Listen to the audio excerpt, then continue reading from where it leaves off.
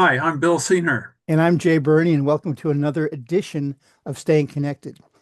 Today, we're going to talk about the current political crisis in America and the upcoming No King's Day, which many of you will probably look at this podcast after the upcoming No King's Day, which is actually this Saturday. We're early in June.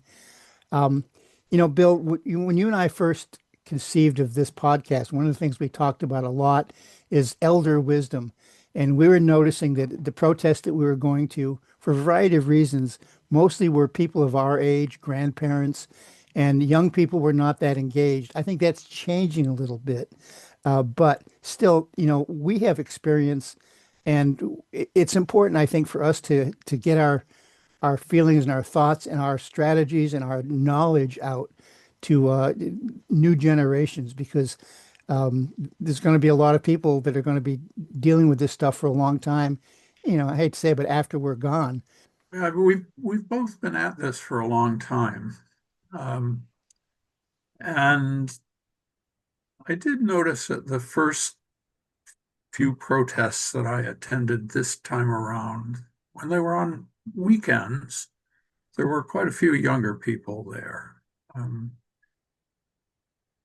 Face it, young people have jobs, they have families to support. So it's not always easy for them to get out and join us. But I think you're right. As long as we're the ones that are available and able to get out and make our voices heard, we need to do it. And I do remember back in the 60s when we were the new left and protesting what now seems to be a fairly liberal sort of administration, um, that I thought it was really great when I saw people who had been at this since the 30s carrying on the old left, and it was inspiring to be with them and join with them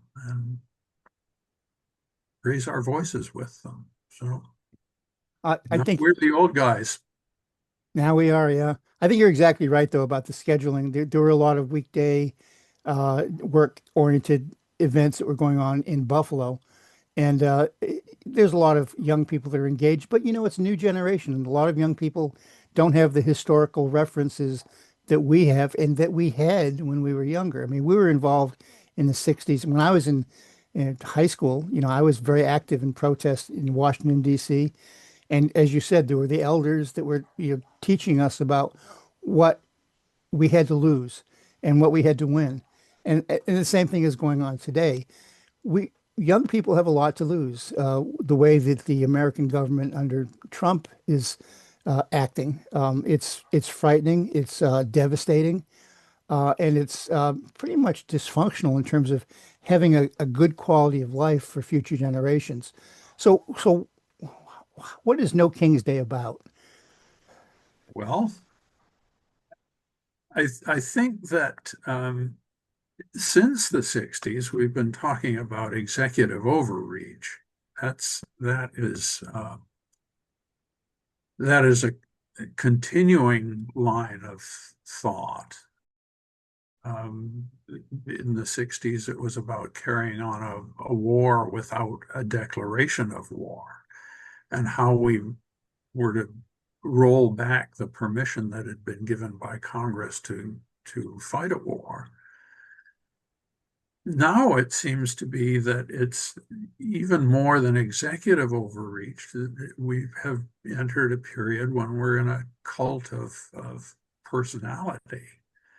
And really, the American Revolution gelled around the idea that it was important to focus on the personality of the king to focus the resistance of disparate interests during the years leading up to the revolution. So I think again we're at a point where we need to focus on the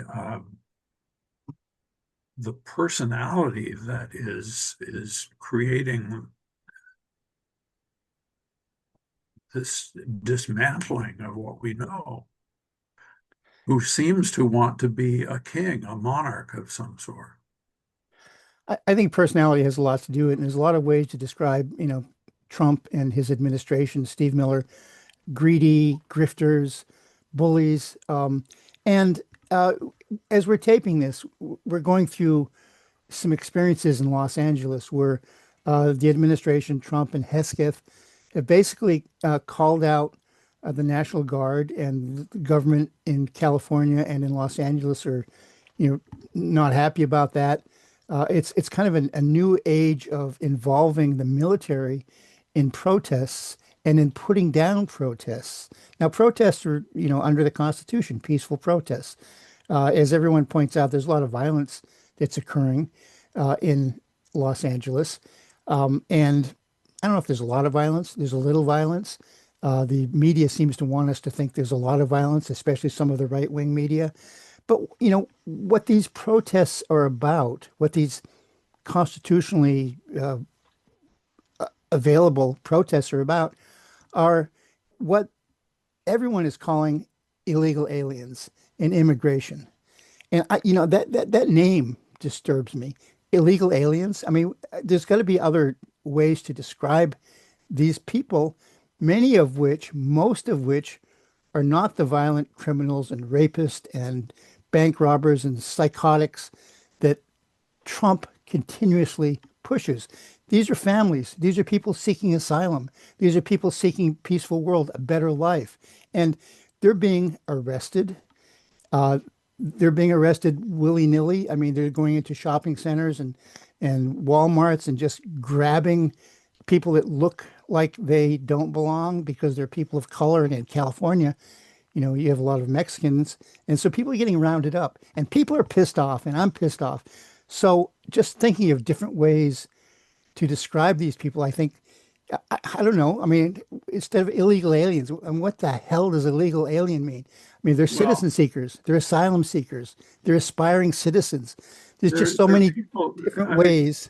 there are people who have been displaced in many cases by American foreign policy and foreign trade policy. I mean, if your opportunity to make a living as a farmer in a largely agricultural country has been taken away from you by allowing huge influx of American produce, then what are you going to do? You have to find another way to earn a living. And so I think we have to realize that some of the influx of immigrants into the country, undocumented immigrants, is a result of our own doing, and we need to find ways to undo the damage that we have prepared. You hear a lot now about the use of the term border czar. And that was a term that the Republicans applied to Kamala Harris during the election, that she was uh, President Biden's border czar, which she was not. She was tasked with some specific goals of working with a limited number of Central and South American governments to find ways to incentivize their citizens to stay put.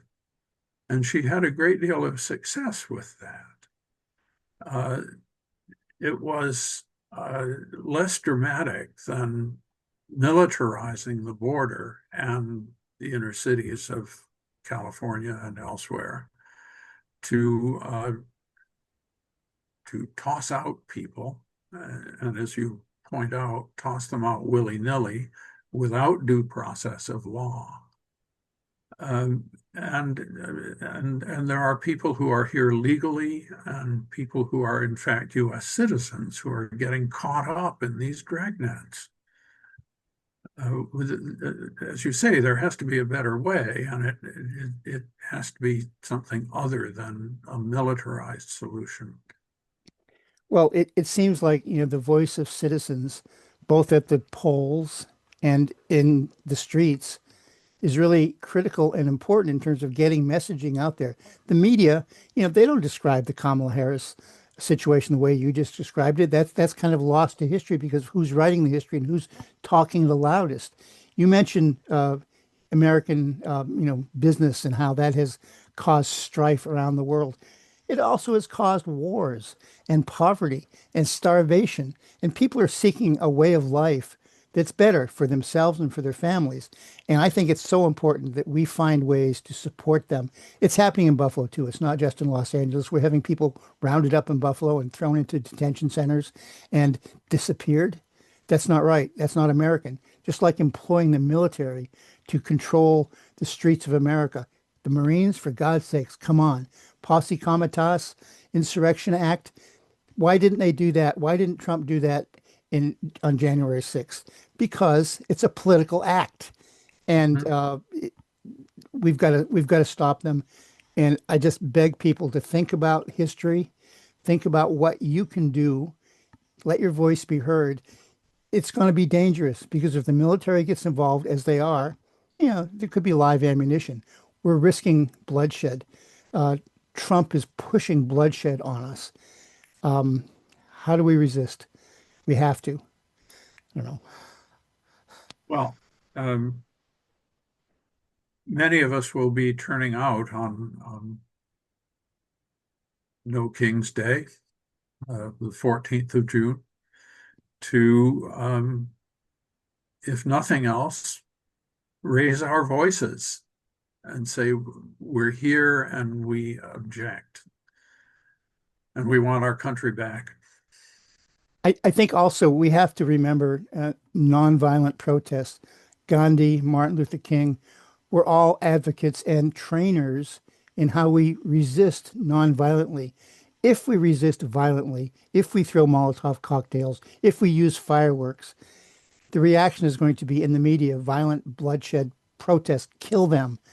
So we have to know about nonviolent uh, actions. And that's hard to do. It's hard to say, okay, you're going to hit me on the head with that club. I'll take it.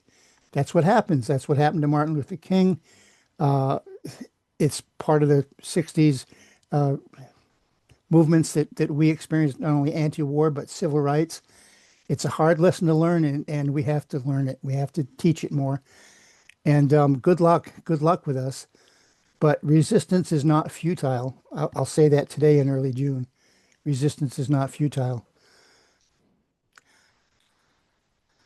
Yeah. And, speaking to violence, you mentioned that there was some violence in Los Angeles, but I haven't seen anything like the level of violence and um, sheer hatred that we saw on the 6th of January. Yeah.